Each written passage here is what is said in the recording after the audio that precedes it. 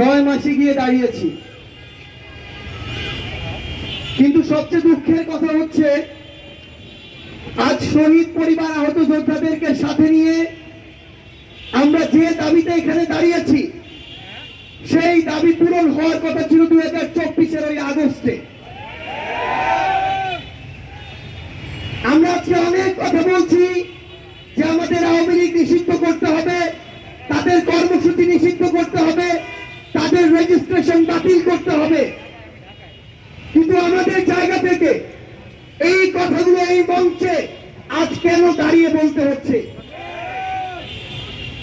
আজকে যদি আমরা এর পিছনে সরাসরি কারণগুলো দেখি, আমাদেরকে এই আওয়ামী লীগ নিষিদ্ধ না করার জন্য বিভিন্ন মহল কি কি কারণ দেখাচ্ছে, পায়তারা দেখাচ্ছে।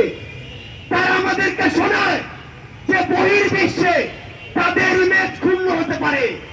ওই স্টেক হোল্ডার, ওই তথাকথিত বিভিন্ন মহলকে আমরা বলতে চাই, বিগত 16 বছরে যখন পিলখানায় হত্যাকাণ্ড হয়, যখন শাপলায় হত্যাকাণ্ড হয়, যখন শাহবাগে, যাত্রাবাড়িতে, শনির আখড়ায়, উত্তরায় হত্যাকাণ্ড হয়, তখন এই বহির্বিশ্ব কোথায় ছিল? তারা আমাদেরকে ওই পশ্চিমাদেরকে দৃষ্টিভঙ্গি দেখায়। ওই পশ্চিমাদের দৃষ্টিভঙ্গি কোথায় ছিল যখন হেলিকপ্টার থেকে গুলি করে আমাদের ছোট্ট শিশুদেরকে হত্যা করা হয়েছে?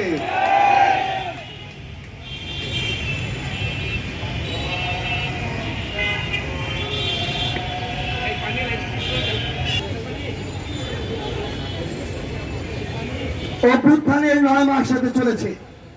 আজকে আমাদেরকে কারণ দেখানো হয় কিছু মহল থেকে যে যদি এই বাংলাদেশের আগামী নির্বাচনে আবার আওয়ামী লীগ না আসে তাহলে ওই ভারত কি না কি মনে করে বসে, যেহেতু ভারত আমাদের 3 দিকে আছে। আমি স্পষ্ট করে এই অভ্যুত্থানের ক্ষেত্র শাহবাগ থেকে বলতে চাই, ভারতের দিকে আমরা তাকাতে পারি, কিন্তু ওই আধিপত্যবাদী ভারতের দিকে আমরা ঘৃণা করেও আর তাকাবো না।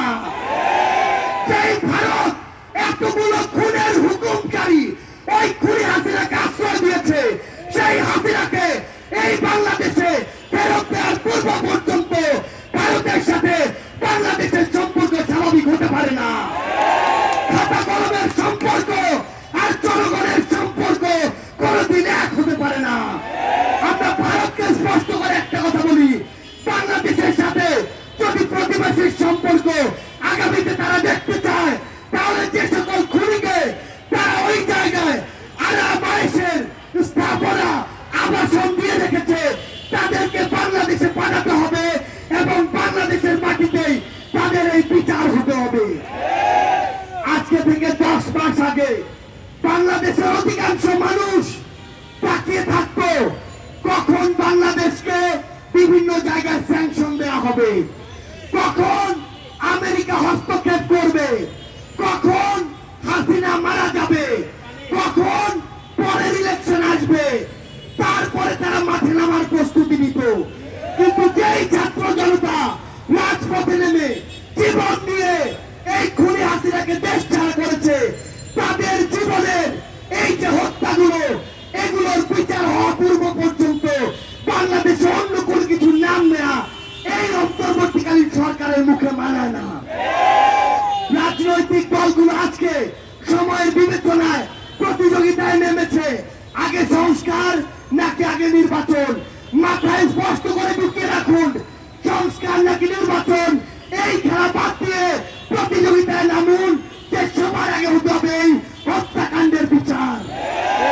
সেই তাপস নানক কাদেরদের প্রত্যক্ষ মদদে এই বাংলাদেশে খুনি হাসিনার হুকুমে এবং ভারতের প্রেসক্রিপশনে এই পিলখানা হত্যাকাণ্ড হয়েছে, শাপলায় হত্যাকাণ্ড হয়েছে, জুলাইয়ের হত্যাকাণ্ড হয়েছে। সেই হত্যাকাণ্ডের বিচার হওয়ার